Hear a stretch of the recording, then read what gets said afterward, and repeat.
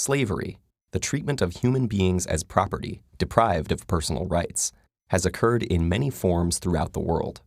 But one institution stands out for both its global scale and its lasting legacy: the Atlantic slave trade, occurring from the late 15th to the mid-19th century and spanning 3 continents, forcibly brought more than 10 million Africans to the Americas. The impact it would leave affected not only these slaves and their descendants, but the economies and histories of large parts of the world. There had been centuries of contact between Europe and Africa via the Mediterranean, but the Atlantic slave trade began in the late 1400s with Portuguese colonies in West Africa and Spanish settlement of the Americas shortly after. The crops grown in the new colonies, sugarcane, tobacco, and cotton, were labor-intensive, and there were not enough settlers or indentured servants to cultivate all the new land. American natives were enslaved, but many died from new diseases, while others effectively resisted. And so, to meet the massive demand for labor, the Europeans looked to Africa. African slavery had existed for centuries in various forms. Some slaves were indentured servants, with a limited term and the chance to buy one's freedom. Others were more like European serfs.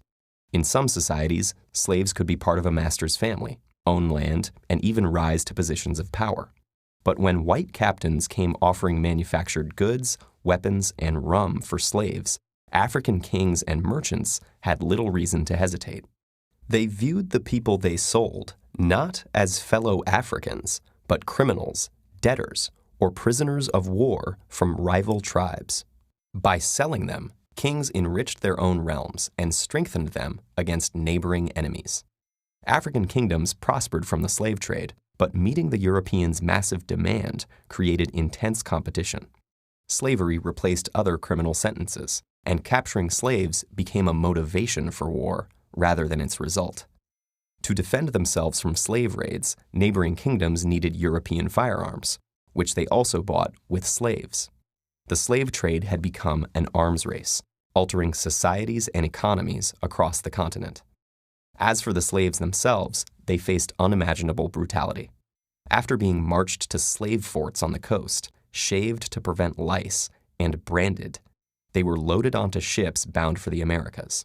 About 20% of them would never see land again.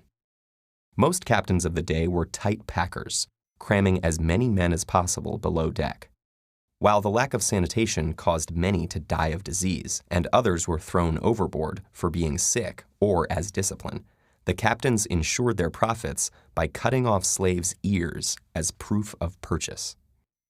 Some captives took matters into their own hands. Many inland Africans had never seen whites before and thought them to be cannibals, constantly taking people away and returning for more. Afraid of being eaten, or just to avoid further suffering, they committed suicide or starved themselves, believing that in death their souls would return home. Those who survived were completely dehumanized, treated as mere cargo. Women and children were kept above deck and abused by the crew, while the men were made to perform dances in order to keep them exercised and curb rebellion. What happened to those Africans who reached the New World, and how the legacy of slavery still affects their descendants today, is fairly well known. But what is not often discussed is the effect that the Atlantic slave trade had on Africa's future. Not only did the continent lose tens of millions of its able-bodied population, but because most of the slaves taken were men, the long-term demographic effect was even greater. When the slave trade was finally outlawed in the Americas and Europe, the African kingdoms whose economies it had come to dominate collapsed, leaving them open to conquest and colonization. And the increased competition and influx of European weapons fueled warfare and instability that continues to this day. The Atlantic slave trade also contributed to the development of racist ideology. Most African slavery had no deeper reason than legal punishment or intertribal warfare, but the Europeans who preached a universal religion and who had long ago outlawed enslaving fellow Christians needed justification for a practice so obviously at odds with their ideals of equality.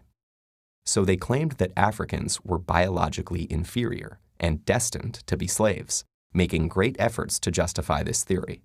Thus, slavery in Europe and the Americas acquired a racial basis, making it impossible for slaves and their future descendants to attain equal status in society.